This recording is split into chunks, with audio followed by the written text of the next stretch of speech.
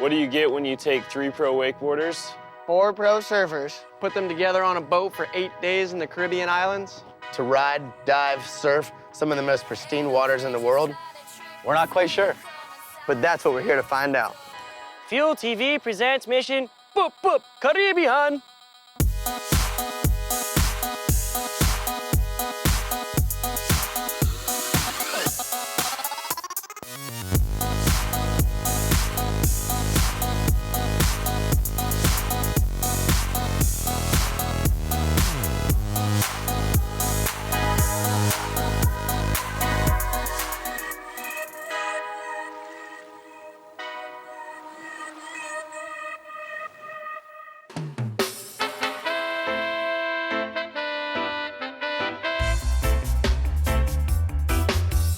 I've had this idea of just gathering a group of surfers and wakeboarders for a couple of years now, and I've realized that nothing's ever really been done like this before, kind of combining all the sports. So we just brought everybody together for a fun trip and kind of brought them into our aspect of wakeboarding. We're gonna go and do the surfing aspect and just kind of bring everything together and see what happens.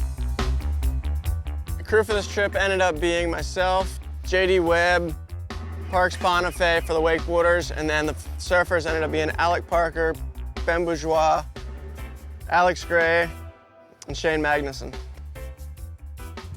Right when I got the phone call from Collin, I've been friends with him for a long time, and when he called me and told me that there's going to be a mixed trip of wakeboarders and surfers, and we're on his parents' boat that I've always wanted to go on. What else do you want to do with 7 dudes but go into the most beautiful place in the world and swim and frolic in the water, you know?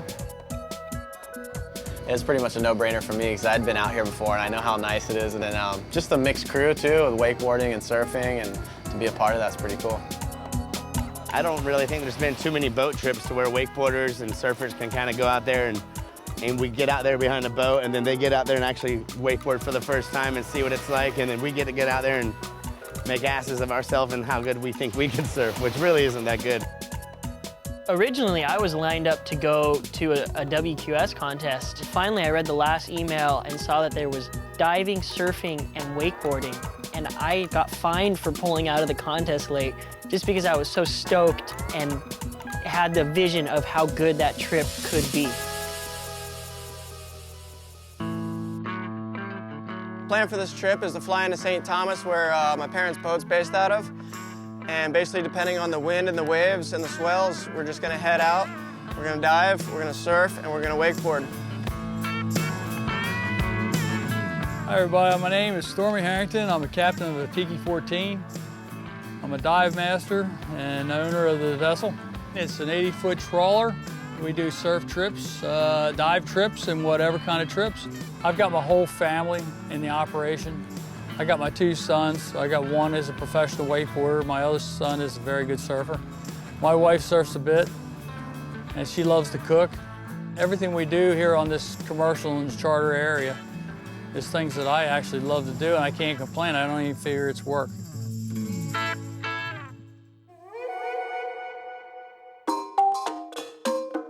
The first day, we were waiting for a couple more people to come in, some photographers and stuff, so me and Collin and Alex decided to go around the corner and check this ride. It's called Frenchie's. I mean, it was super windy. We thought it was just gonna be horrible, but you have to go check it. You gotta go try. So our froth level was so high that we just jumped off the boat into this knee to waist high wave that was literally breaking on like an inch of coral heads. But we were like, who cares? Let's get a surf in.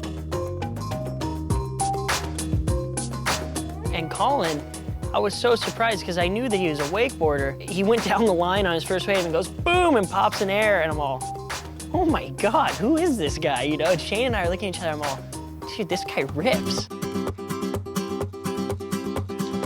When people tell me they can kind of surf, or someone's like, yeah, you're going on a trip with this guy and he can kind of surf too, I'm always like, yeah, you can probably paddle and stand up and catch a wave. And I'm watching Collin, I'm like, oh, dude, I need to step my game up. He's kind of trying airs right now, and pretty sick. I don't know how we're gonna go on the wake stuff compared to him. It's gonna be night and day. For the first session, to get the airplane junk off of us and welcome to the Caribbean, it was perfect.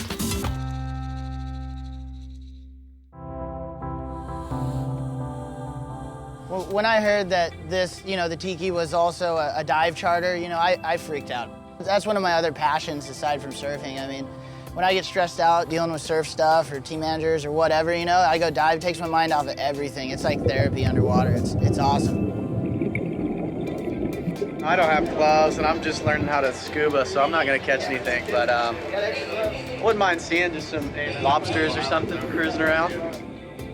Since the forecast is looking like it's going to be, a dying swell and pretty windy for the first few days, the plan is basically run around the Virgin Islands and do some diving, and then run over to St. Martin for some wakeboarding.